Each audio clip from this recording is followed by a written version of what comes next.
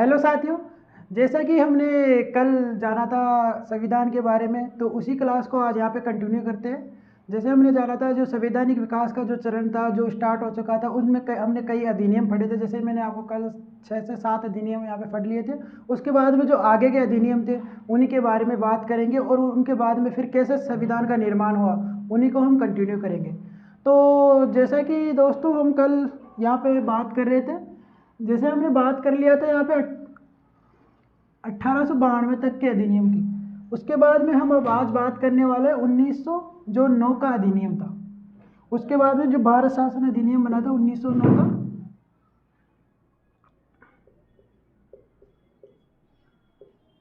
भारत परिषद अधिनियम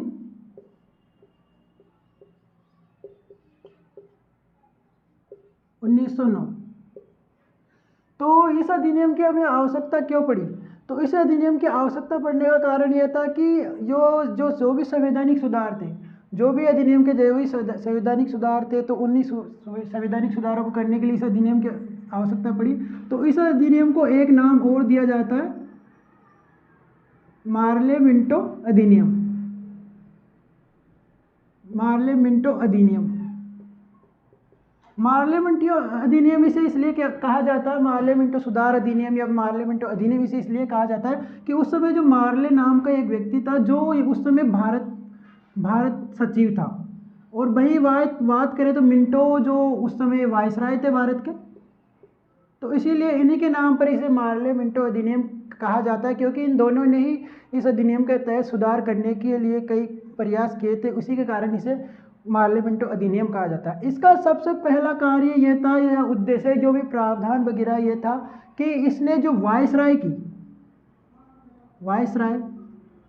जो कार्यकारी परिषद थी, मतलब वायसराय की सहायता के लिए जो कार्यकारी परिषद बनाई गई थी, तो उस कार्यकारी परिषद में एक ऐसा कि सभी जो अंग्रेज सदस्य थे कार्यकारी परिषद में, तो यहाँ पे मांग थी कि इसमें भारतीयों को भी शामिल किया जाए। तो इसी तरह एक वायसराय की जो कार्यकारी परिषद थी,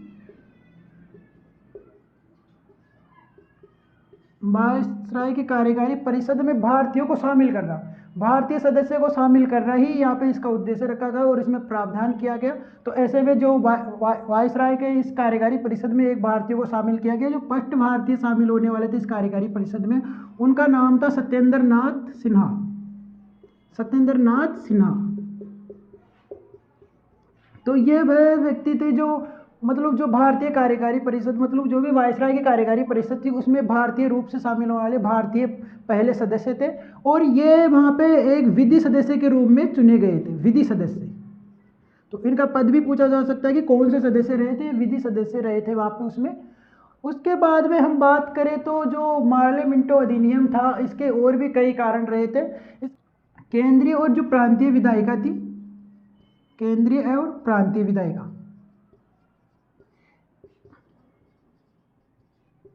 इस केंद्रीय और प्रांतीय विधायिका को जो भी इसका जो आकार था, इसके जो मतलब एक क्षेत्र था, इसको एक उसमें वृद्धि करना था इसका, कि इस केंद्रीय और प्रांतीय विधायिकाओं में वृद्धि करना भी इसका एक उद्देश्य था जो इसने किया। तो इस प्रकार हम देख सकते हैं कि जो भारत परिषद अधिनियम 1909 के जो क्या था, इसका नाम मार्ले मिंटो अधिनियम था। और उस समय मार्ले नाम से भारत सचिव थे और मिंटो वहाँ के उस टाइम भारत के वायसराय थे। तो इसका मेन प्रावधान ये था कि जो वायसराय की कार्यकारी परिषद थी, उसमें भारतीय सदस्य, मतलब भारतीय सदस्य भी उसमें शामिल हो। तो ऐसे में पहले भारतीय सदस्य सत्येंद्र नाथ सिन्हा को शामिल किया गया, जो एक विधि सदस्य थे। और साथ में हम बात करें तो इसके बाद में एक इसका मेन उद्देश्य यह रहा था कि जो केंद्रीय और प्रांतीय विधायिका थी, उसके आकार में वृद्धि करना भी था, तो जो इसमें हुआ। तो हम देख सकते हैं कि जब भारत परिषद अधिनियम के क्या क्या रहे। उसके बाद में अगला अधिनियम आया था 1919 में, जो इसको नाम दिया गया जिसको नाम दिया गया भारत परिषद अधिनियम 1919। तो इस अधिनियम की बात करते हैं तो आगे हम इस अधिनियम के बारे में जानते हैं कैसा क्या।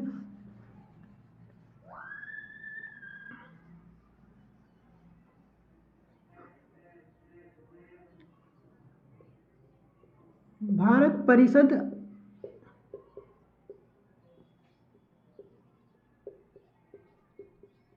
अधिनियम 1919, जो जैसा कि हम बात करते हैं कि जो भारत परिषद अधिनियम 1919 था, इसको मॉन्टेग्यू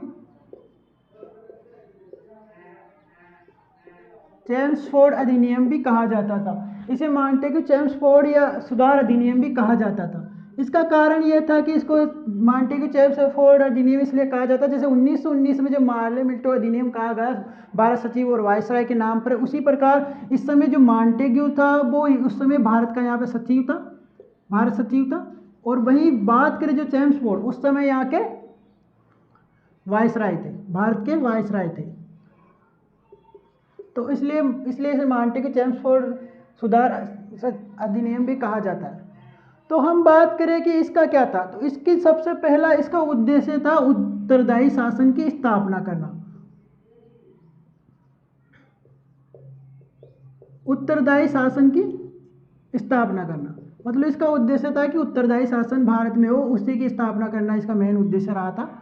अब हम बात करें इसका उद्देश्य जो मतलब जो उत्तरदायी शासन की स्थापना करना था, लेकिन इसी के साथ इस अधिनियम में क्या होगी, जो प्रांतों में जो देश शासन, जो प्रांतों में देश शासन था उसकी स्थापना भी इसी के तहत होगी थी। प्रांतों में देश शासन लागू हो गया था इसी अधिनियम के तहत। आगे हम बात करें तो इस अधिनियम के तहत ही एक बात और याद रखनी होगी आपको, यह थी कि इसके तहत जो विधायिका एक सदनात्मक थी, इसे इसके तहत अब द्विसदनात्मक कर दिया गया था। विधायिका इसके तहत द्विसदनात्मक हो गई थी। तो हम देख सकते हो, और मैं बता दूं जो प्रांतों में एक बात आप नोट करके यहाँ लिख सकते हो कि जो प्रांतों में जो देश शासन था, प्रांतों में देश शासन के जनक लियोनल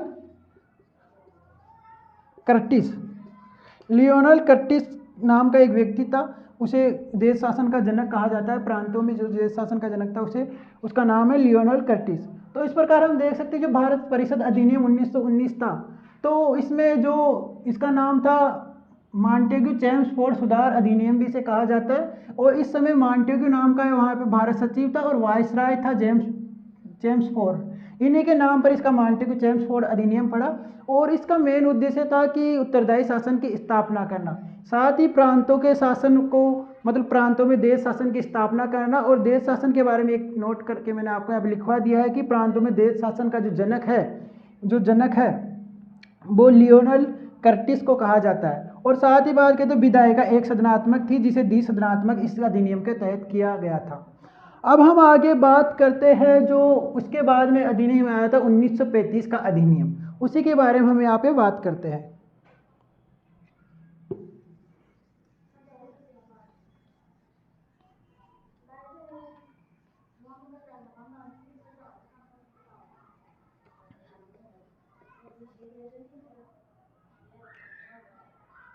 तो अब हम आगे बात करते हैं भारत शासन अधिनियम 1935।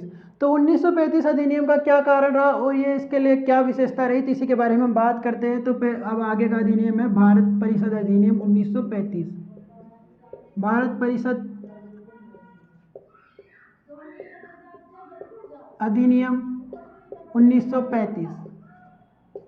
इस अधिनियम के तहत यह हुआ कि इस अधिनियम के तहत जो भारत में ये एक इस अधिनियम की बात करते हैं, यह तो एक सबसे पहले तो इस बात की है कि ये एक सबसे बड़ा अधिनियम था। मतलब इस अधिनियम में इतने नियम कानून थे जो अब तक के सभी अधिनियम में नहीं हुए थे। ये लास्ट अधिनियम भी था और इसमें सबसे बड़ा अधिनियम था।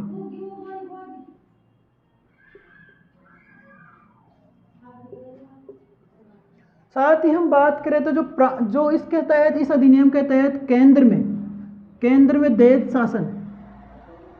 में जो देश शासन था उसकी स्थापना इस अधिनियम के तहत कर दी गई थी। केंद्र में देश शासन लागू कर दिया गया था इस अधिनियम के तहत। और जो जैसा कि आपने 1919 के अधिनियम में पढ़ा कि 1919 के अधिनियम में जो प्रांतों में देश शासन का उसको खत्म कर दिया गया था, क्योंकि 1919 के अधिनियम में उसको स्टार्ट किया था, जो इस अधिनियम के तहत उसको समाप्त कर दिया गया था और अब केंद्र में देश शासन की स्थापना कर दी गई थी। इसी अधिनियम के तहत एक बात और मैं आपको बता दूं कि इसी अधिनियम में जो संसदीय शासन व्यवस्था थी उसी को भी यहाँ पे लागू किया गया था। संसदीय संसाधनों जो भी बोल सकते हैं आप, संसदीय, तो उसको भी यहाँ पे मतलब उसको लागू करने का प्रयास यहाँ पे किया गया था। हम अब आगे बात करें तो इस अधिनियम के तहत ही इस अधिनियम के तहत जो संघीय न्यायालय, भारत में एक संघीय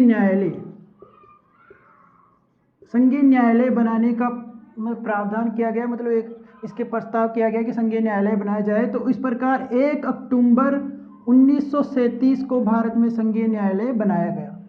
तो इस बात करें तो हम संघीय न्यायालय भारत में 1 अक्टूबर 1937 को बनाया गया। और इसके जो पहले मुख्य न्यायाधीश थे, पहले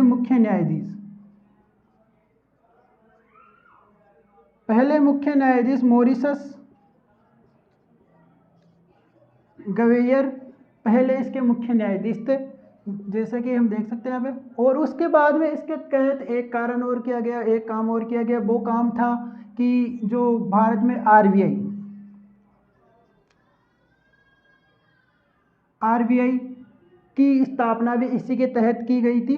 और जो आरबीआई के पहले गवर्नर थे, जो एक अंग्रेज गवर्नर थे, उनका नाम था आसवर्न स्मिथ। ये एक अंग्रेज गवर्नर थे। बात करें तो अब जैसा कि तो अंग्रेज गवर्नर थे, जो अभी जो आरबीआई थे इसके पहले गवर्नर, भारतीय गवर्नर कौन थे?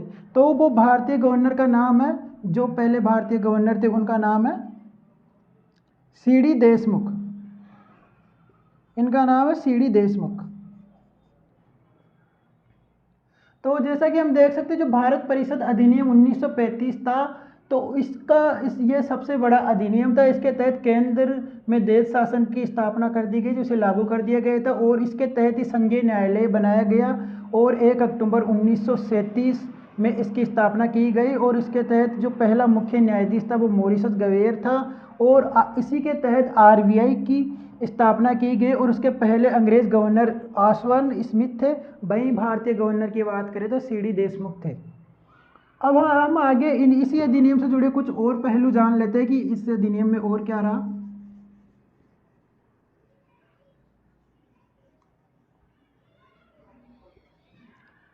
हम बात करें तो इसी अधिनियम के तहत एक बात ये रही कि जो भी मतलब शक्तियाँ थी, विधायिका शक्तियाँ, उनको मतलब एक विषयों में बांटा गया। सभी विषयों को, जैसे मैं बता दूं, जैसे केंद्रीय सूची को खुद अपने विषय दे दिए गए, वहीं राज्य सूची को अपने विषय दिए गए, और समवर्ती सूची को अपने, मतलब एक तरह से इनमें विषयों को बंटवारा कर दिया गया था तीनों में। तो इस प्रकार देख सकते हैं इन तीनों में विषयों का बंटवारा कर दिया गया था। और इसी के तहत जो मतलब छह राज्य थे, उनमें मतलब प्रांतीय शासन भी यहाँ पे लागू कर दिया गया था।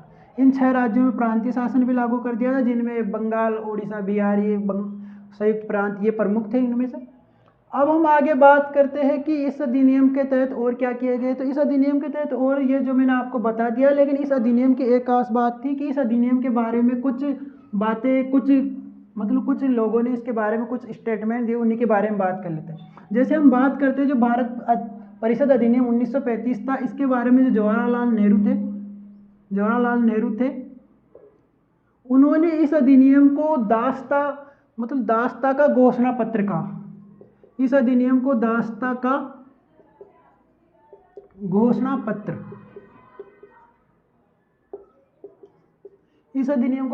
घोषणा पत्र बताया। वहीं बात करें तो जो मोहम्मद अली जिन्ना, उन्होंने इस अधिनियम को बताया कि एक सड़ी हुई योजना, उन्होंने इस अधिनियम को एक सड़ी हुई योजना बताया। ये उनके स्टेटमेंट। और एक थे मदन मोहन मालवीय, उन्होंने इस अधिनियम के बारे में कहा कि यह अधिनियम बाहरी रूप से देखने में एक जनतांत्रिक लगता है, लेकिन अगर इसको हम अंदर से देखें तो एक खोखला है और कुछ भी नहीं। तो उन्होंने इसके बारे में ये स्टेटमेंट दिया। तो इस प्रकार आप देख सकते हो इन 3 लोगों के स्टेटमेंट भी इसके बारे में दिए गए हैं इस अधिनियम के बारे में। अब हम इस अधिनियम के बाद में अब आखिरी जो अधिनियम था उसके बारे में बात करते हैं, वो था 1947 का अधिनियम। भारतीय स्वतंत्रता अधिनियम था, जो 1947 का अधिनियम था, उसी के बारे में बात करते हैं।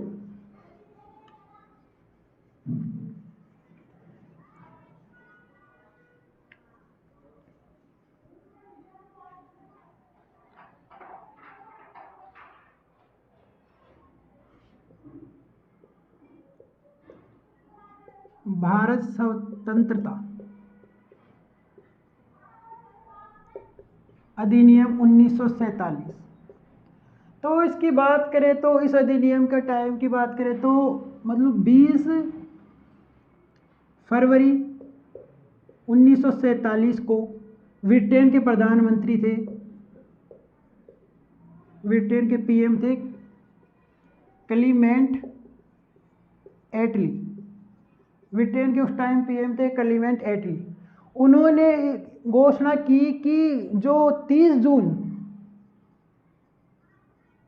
1947 को 30 जून 1947 को भारत में जो ब्रिटिश शासन स्थापित था, जो 1858 के टाइम से चला आ रहा था, उसको यहाँ पे ब्रिटिश शासन को समाप्त कर दिया जाएगा 30 जून 1947 को।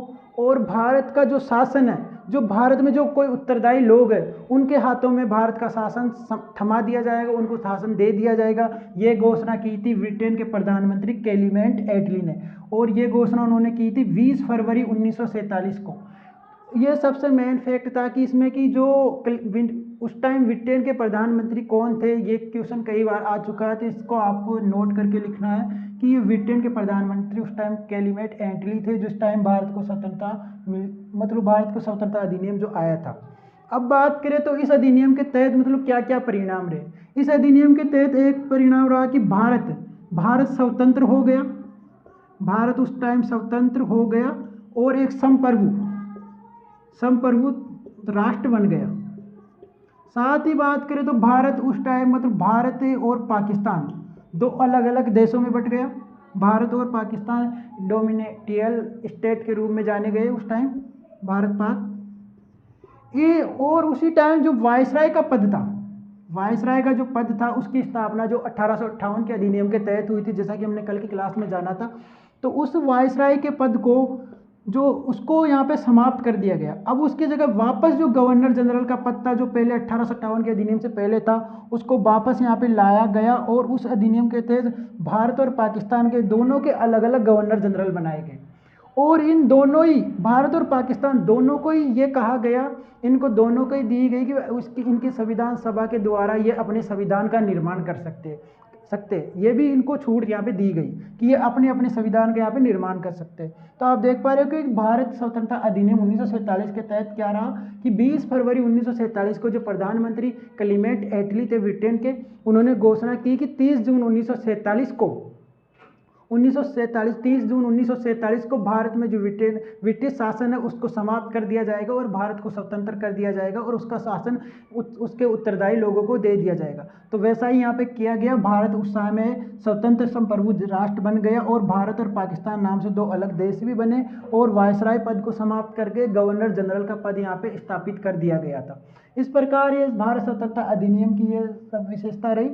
अब जैसा कि हम बात करें आगे, तो जैसा कि ये अधिनियम यहाँ पे हो गया, उसके बाद में भारत में संविधान का निर्माण कैसे हुआ उसके बारे में हम कल की क्लास में जानेंगे। और जो भारत का संविधान है वो एक बहुत ही इंपॉर्टेंट टॉपिक है, उसको जानने के लिए आप यहाँ पे मतलब कल की क्लास ले सकते हो। और हम कल की क्लास में भारत का संविधान है उसकी शुरुआत कैसे हुई, मतलब संविधान सभा कैसे बनी, संविधान सभा ने संविधान को कैसे बनाया और संविधान बनने के बाद में भारत में क्या क्या परिवर्तन रहे, उन सभी के बारे में हम कल की क्लास में जानेंगे।